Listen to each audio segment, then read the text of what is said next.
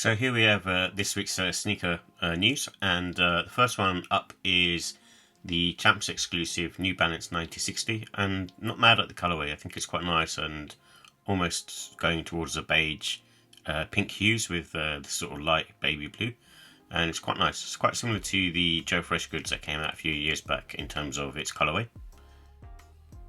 And then also on the 10th of November, for what's been announced, is the Asics UB10S Gel Kayano 20 Glacier Grey. Out of all the Kayano 20s I've seen recently that have been released, I think this is probably the nicest and most neutral colorway, and probably, even though it's not a winter shoe, because of the almost like brown types colors on this, it's a nice one to have at this moment in time. However, the only issue for me is the pricing on these, which is about £200, which I think is about $230, which is quite expensive in my eyes for a runner. And also on the 16th of November, we've got the Travis Scott Jordan Jumpman Jack Dark Mocha. I hope this is one of those sneakers that is more widely available, because I do want to sort of try out this model. And I think out of the colorways that have been released, I still think this is probably the nicest colorway that's come out. And also in November at some point, and there's some images for it now, not extensive images, but there's still some to sort of show what this sneaker looks like. But it's a take on the Kith 991v6, and it's labelled Madison Square Garden. And from judging just by this particular picture, it looks like a quite sort of neutral sneaker, almost similar to a Nimbus Cloud colorway. So not mad at it, and it looks quite nice actually. And also releasing in November from Adidas and Caroline Hugh, it's the Sophomore Reverie. That's what the collection's called. It's obviously not something for me. It's more on the sort of feminine side. There's sort of 6 different types of models. There's SL72 RS model and also the Superstar model. And the colours of the sneakers look fine themselves. It's just the the ribbon on top is just not doing it for me. And also in November, we've got the CLOT Adidas Gazelle OG collection. So I did mention these last week, but there's some better pictures for this, and I do like the sneaker. It's kind of growing on me. I've got the Halo Ivory pair, and that's more of a summer sneaker. But this one also looks really nice in this sort of navy colour, and then there's also a white version of it. And I also like what they've done with the tongue. It seems to be sort of unbranded and kept quite sort of minimalistic and short as well, so which is quite cool. And in November, Jaden Smith's New Balance returns, which I don't know whether this is pronounced Misfit or MSFSTS rep. And this is in hemp colorway. It's not a bad sneaker, but it's not something that I would particularly look to grab. It's not grabbing me in any particular way. And also on the 6th of December, I've got the Soulfly Air Jordan 12 Baroque Brown. And this is a sneaker that's been, I suppose, doing the rounds for a little while. And I think the Soulfly collabs have kind of go under the radar, but I think they do like a good execution on them. And typically it's Jordan models that not everyone, I suppose, tends to sort of gravitate towards, or the most popular ones. So I'm liking the colorway on this, and not really a Jordan 12 fan, but I do like the colorway. I think it's quite nice and sort of quite simple and good for the winter time.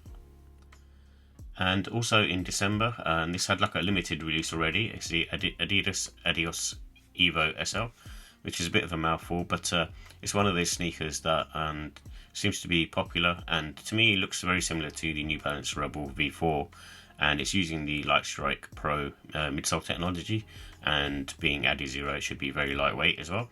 So they do look really nice as well. Just sort of minimalistic design from Adidas, and just those 3 stripes is just a really easy way to sort of identify the sneaker, and it looks cool too. And something which I'm actually looking forward to myself, and being a bit of a Huarache person, is the Corteiz Nike Air Trainer Huarache pack. I'm hoping this is one of those sneakers that's more sort of widely available. I do like the look of them, and they kind of give me, I suppose, if Yeezy was around sort of 20-25 years ago, and would have dropped a sneaker at that point, and it probably would have been something like this in my opinion. And I think there's 3 different colorways for this. There's like a really light grey, or a light beige colour, and I think there's a black one, and then there's a grey one. So the light beige one and the grey one, I'll definitely be up for. I think they're looking really cool, and yeah, definitely would like to grab a pair. And also in Holiday 2024, this was released as part of the sneakers showcase back in early August, and it's the Nike Air Max Waffle SP Action Green. This is a special projects version, and it's taking the midsole from the Air Max Plus. However, it's got some added changes, and to me it's almost like a hybrid sneaker. Kind of looks similar to, giving me sort of off-white vibes, but at the same time I'm just not a fan of them. It just doesn't work, especially in this colorway with the midsole being a different color. In March 2025, we've got a better look at the Air Jordan 3 Lucky Shorts. I think this sneaker looks nice, and don't get me wrong, I actually like the look of it. And it's got that sort of mix between the Armand Air Jordan 3 that came out a few years back, and with a blue colour on it, and there's no cement print. So not mad at them. Not obviously would be rushing out to grab them, because I'd rather just wear my Jordan 3 white cements, which is very similar in terms of colour. And in February, we got the Nike Zoom Vomero 5 Valentine's Day. I think this is quite a nice looking pair, in the sense of, it's not something that I would personally grab, but I think it's a nice execution. It's kind of kept to a minimum, and the colour on this isn't too bright either. So I think it's doing justice to Valentine's Day. And on the 8th of February, we've got the Air Jordan 5 Metallic Black Reimagined. These are better pictures, and I think they look really, really nice actually, and I'm definitely not mad at them. And it's not a pair that I would personally grab. I just don't like wearing Jordan 5 in the high cut. It's just a preference for me. I prefer the low cut version. However, this is still a nice sneaker, an OG colorway, and you can't go wrong with this. So it's definitely looking really nice, and hopefully when it comes out it should be very popular. And something which is kind of growing on me, in April 2025, we've got better pictures of, is the Air Jordan 4 Rare Air, and in black deep royal blue.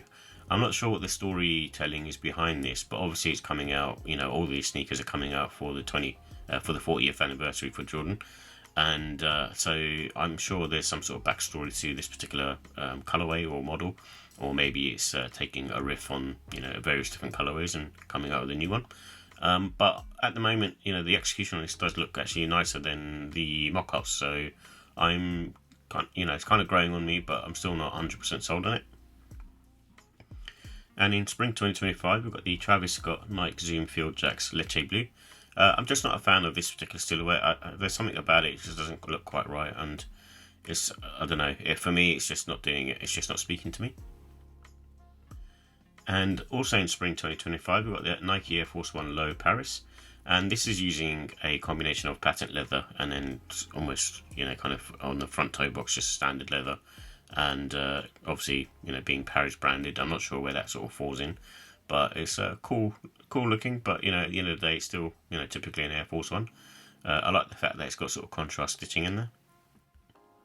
And spring 2025, we've got the Adidas Harden Volume 9 Lucid Red. I'm not a fan of this sneaker. I did like the Volume 8 and the Volume 7. This one I'm just not a fan of. There's something about it that's not grabbing me. I just don't like the overall styling of it. It just doesn't do it for me. I think maybe it depends on the colorway as well, but with this particular colorway and the other colorway that I've seen, just not too much of a fan of them in all honesty.